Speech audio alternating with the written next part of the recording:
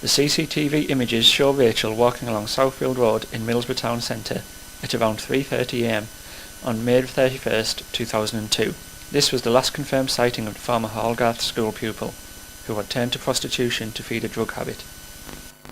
She vanished from the town that day, and her family have heard nothing since. For almost 2 decades, Keith Hall hid a big secret from the world.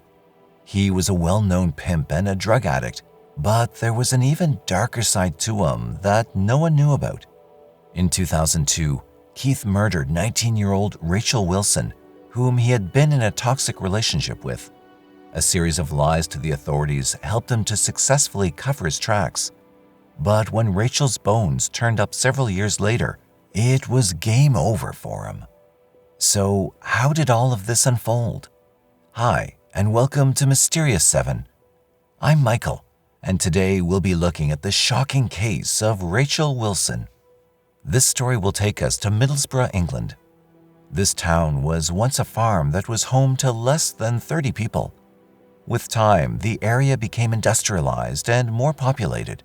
Now it's famous for its football club and transporter bridge. Unfortunately, sex trafficking has also been a major problem plaguing Middlesbrough. Teenage girls as young as 16 can be found working as prostitutes. Rachel Wilson is described by her family as full of life, fun, and cheeky. It seemed as if she had her whole life ahead of her and nothing could possibly go wrong. The Rachel we remember was very happy and bubbly. She was amazing. Nicola Wilson, Rachel's younger sister, told the media, "We went everywhere together and were really close." However, meeting Keith Hall at the age of 16 would mark a turning point in her life. Keith was more than 20 years older than her. Yet, despite this, an unlikely relationship developed between the two. It was obvious from the beginning that their relationship was heading for disaster, but Rachel didn't know any better. Keith was able to take advantage of her innocence, and in no time, he introduced her to a world of hard drugs, specifically cocaine. Rachel soon became heavily dependent on the stimulant. She went from being the greatest sister ever to someone ruled by her addiction. Carl, Rachel's younger brother, said, "She always promised me she would come off the drugs though. She promised she would be off them by my 18th birthday." Rachel's life began to gradually spin out of control due to the level of influence Keith was having on her. At some point, he decided to kick things up a notch. They needed money to fund their lifestyle, and Keith saw prostitution as the perfect opportunity to bring in that money.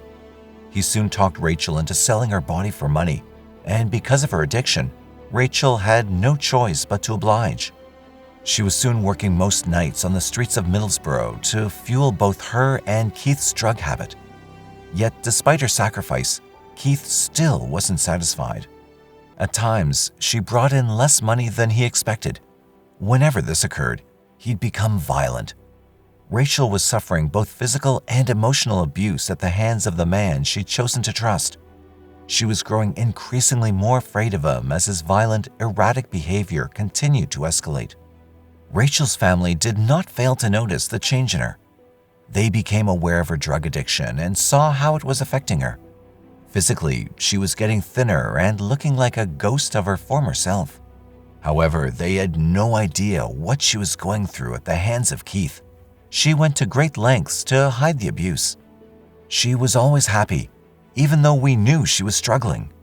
Rachel was a loving daughter and an all-around cheeky teenager, Rachel's mother, Tina Wilson, said. Her family eventually sought medical help to combat her addictions. However, their intervention was a little too late. On May 30th, 2002, Rachel paid a visit to her sister, Nicola. That visit was not unusual in any way.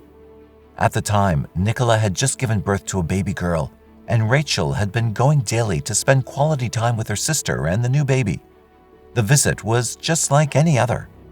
After some time well spent with her sister and niece, they said their goodbyes. That same evening, she also spent time with her mother and other family members. They all went to a fair, and by 11 p.m., Rachel went on her way.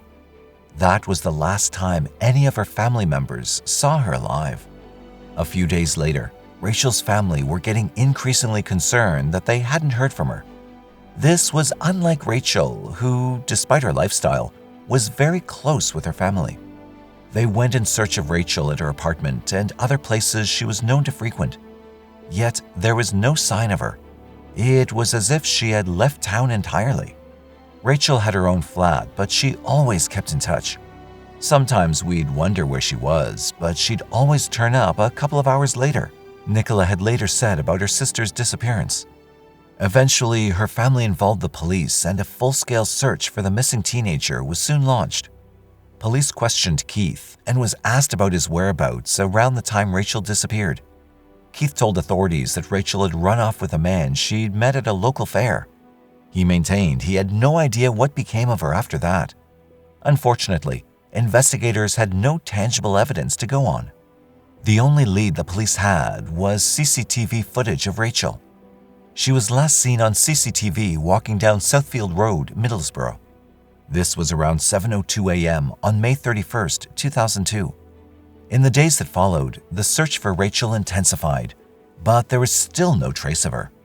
The search continued for 16 months, and in that period, police and Rachel's mother made several appeals to the public for information regarding Rachel's disappearance. They feared the worst, but there was really nothing to confirm that she was dead. Her entire family was thrown into a state of confusion. They had no idea what had become of their beloved Rachel. Her mother, in particular, held out hope that her daughter was out there and would make her way back home and walk through the door at any minute. "Rachel, if you see this, you know you can get in touch anytime, day or night," Tina Wilson had said in one of her appeals a few years after her daughter's sudden disappearance. In 2005, Rachel's brother, Benji Hopkins, died from an antidepressant overdose. According to the family, Benji's death had much to do with Rachel's disappearance. He and Rachel had been very close, and her sudden disappearance had taken a huge toll on his death. Benji's death was a huge blow to the family, who was left to deal with another loss. On June 27, 2012, a group of men were working on a farm located on the outskirts of Middlesbrough when they unearthed human bones. The bones were found buried in a shallow grave. Police were contacted, and they immediately set out trying to uncover the identity of the body. Rachel's family was also made aware of the development, since there was a likely chance that the remains were Rachel's. After 2 weeks, the results of the analysis carried out on the bones had come back. A police spokeswoman revealed the findings, saying, "Police have now identified the body found on farmland on the outskirts of Middlesbrough a few weeks ago and can confirm that it's that of Rachel Wilson, who went missing just over 10 years ago." Rachel's family was broken by the news. "It was a really painful couple of weeks, but I just knew it was her.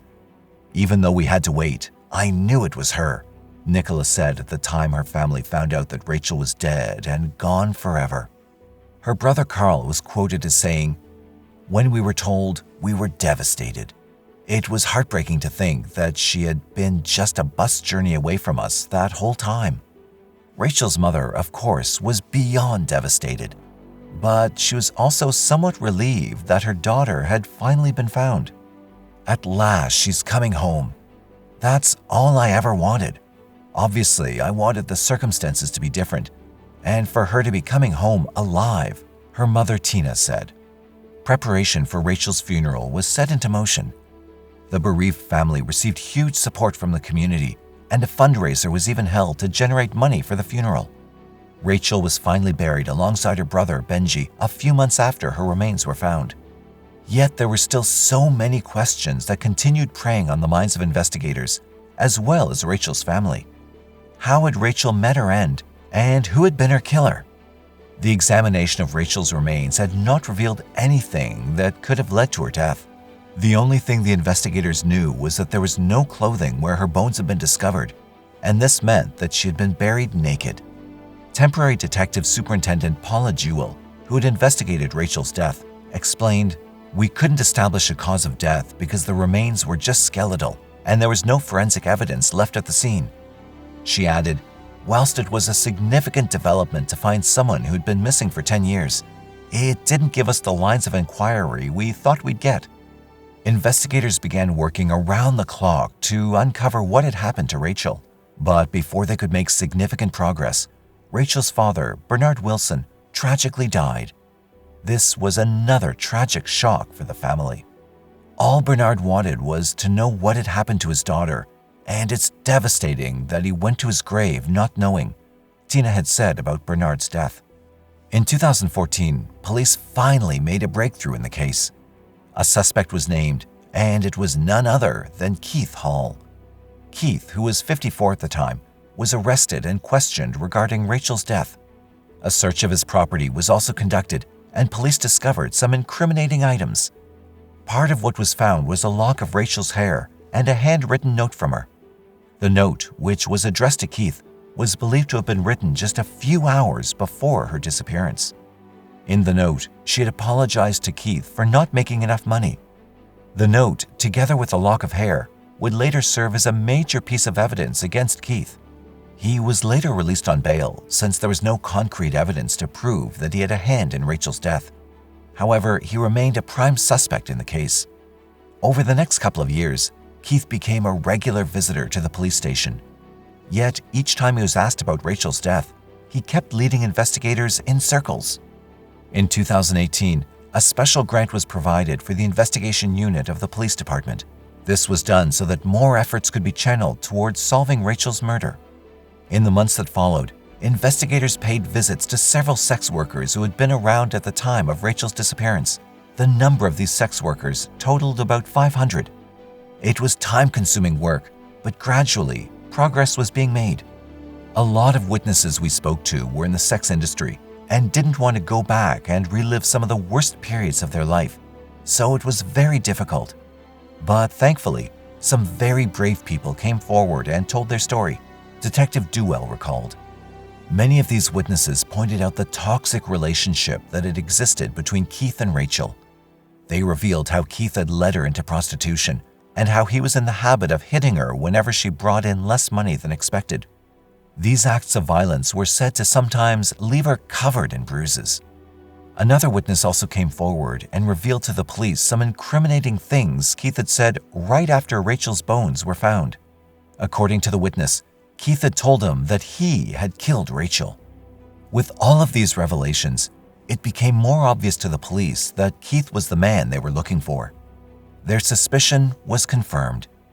They knew from the start that there was something fishy about Keith, but lacked strong evidence to charge him with anything. Finally, the walls were closing in on him, and a strong case was being built up. In addition to the accounts of the witnesses, investigators also sat through several hours of CCTV footage that was recorded around the time of Rachel's disappearance. From the footage, detectives noticed a purple Vauxhall combo van moving around the Middlesbrough area. This van was believed to have been used in Rachel's murder. Upon further investigation, they were able to link the vehicle to Keith. With all this evidence, investigators were able to come up with a rough idea of how Rachel had met her end. They believed that after Rachel left her family on the day she was last seen, she'd worked throughout the night, as usual. At some point, she met up with Keith, who had been disappointed by her earnings for that day. When Keith confronted her, he resorted to his usual physical abuse. Investigators surmise that this time around, he went too far and ended up beating her to death. When he realized what he'd done, he decided that it was best to cover up his tracks. Authorities believed he waited a few days and, after the murder, loaded her lifeless body into his van and drove off to the farm where her bones were found 10 years later. This was what authorities believed anyway. It's not clear if things happened exactly that way, since Keith never gave an account of how or why he killed Rachel. In December 2019, Keith was charged with the murder of Rachel Wilson. In addition to this, he was also charged with living off of immoral earnings and perverting the course of justice, the latter due to him trying to influence a key witness to lie to the police. Despite all of the evidence that pointed to him as Rachel's killer, Keith maintained his innocence and pleaded not guilty. After this, a trial date was set for June 3, 2020, but due to the coronavirus pandemic, it was shifted to October 6th that same year. The trial date was once again changed until May 11, 2021 was finally agreed upon. On the day his trial was due to start, Keith finally confessed that he was responsible for Rachel's death. He denied the charge of murder, but pleaded guilty to manslaughter, which was a lesser charge. He also pleaded guilty to the other 2 charges brought against him. After his admission of guilt, a spokesperson for the Crown Prosecution Service, which is responsible for prosecuting criminal cases, spoke to the media about the reasons why Keith's plea for manslaughter was accepted. He revealed that the case had been an extremely challenging one, and because Rachel's remains were discovered after more than a decade, it was impossible to identify the cause of death or the motive behind it. A murder charge would have required that the intent be proven. As a result of Keith Hall's acceptance that he was responsible for Rachel's death, alongside other evidential factors, the case was again reviewed and a decision taken that a plea to manslaughter was acceptable, the spokesperson said. He added, "A guilty plea to manslaughter means that Keith Hall has been convicted of killing Rachel and disposing of her body, and our decision was carefully taken following consultation with both the police and Rachel's family." On November 1st, 2021, Keith was sentenced to 18.5 years in jail for manslaughter, living off the proceeds of prostitution, and perverting the course of justice. This was a relief to Rachel's family, who had waited for 19 long years to get justice for her. It's difficult to feel any sense of happiness with this result, when at the heart of this inquiry is a 19-year-old vulnerable girl who lost her life in extremely tragic circumstances, Detective Duell had later said after the sentencing. With Keith in jail, Rachel's family were able to take the first step towards moving forward. However, Nicola revealed that the road ahead would still be very difficult for the family. She stated, "It will be some kind of closure, but I don't think it will ever be complete closure for us because our nightmare is ongoing." She added, "I'd like Rachel to be remembered as the funny, cheeky girl that she always was. That part of her life was such a short period. There was so much more." So, what do you think about this case? Would Rachel be alive today if she'd confided in her family about what she was going through at the hands of Keith Hall? Let us know your thoughts in the comments section. And don't forget to like, share, and hit the subscribe button. For now, stay safe and keep watching Mysterious 7 for more mysterious content.